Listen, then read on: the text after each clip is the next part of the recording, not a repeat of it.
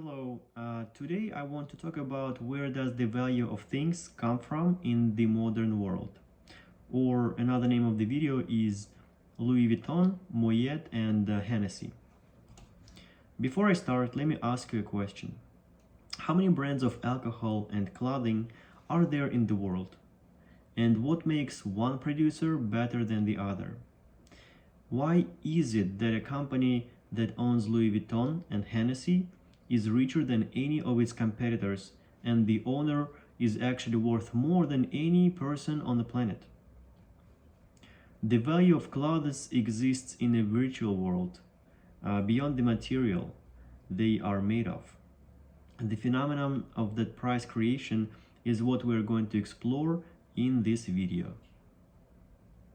In the real world, it takes decades for a company to grow 2-3 times. Tesla, however, grew 23 times in just 18 months. It's impossible for a company to grow that fast. At that speed, there will be some sort of a bubble in the valuation of a company.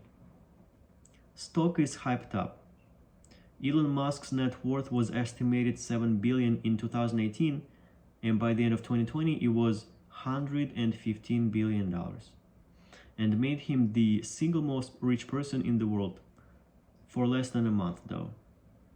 Where did that extra $100 billion come from?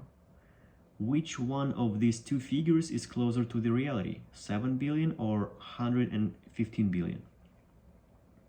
Another phenomenon that can be observed only in a modern world is a whole country waking up to see their currency and thus the net worth stored in that currency down 30%. How can value change in such a short period of time? What has changed that night?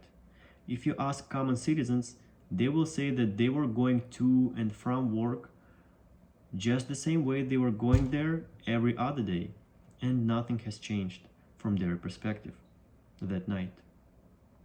The whole event occurred away from regular people's eyes, somewhere where nobody pays attention to, but everybody takes part in.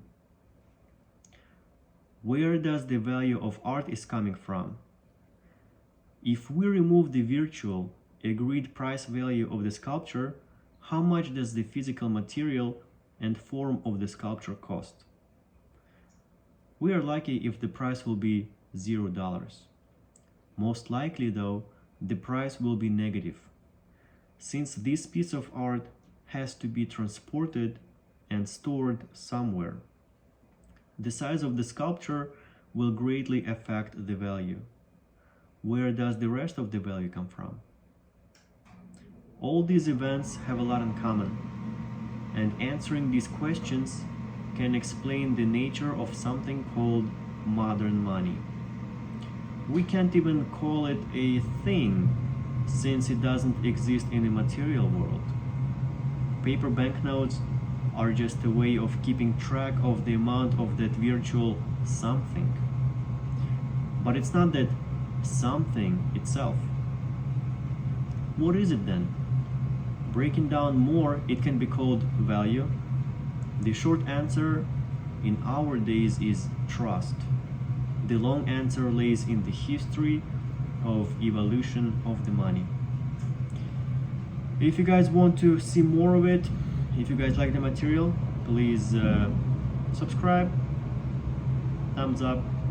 Thank you very much.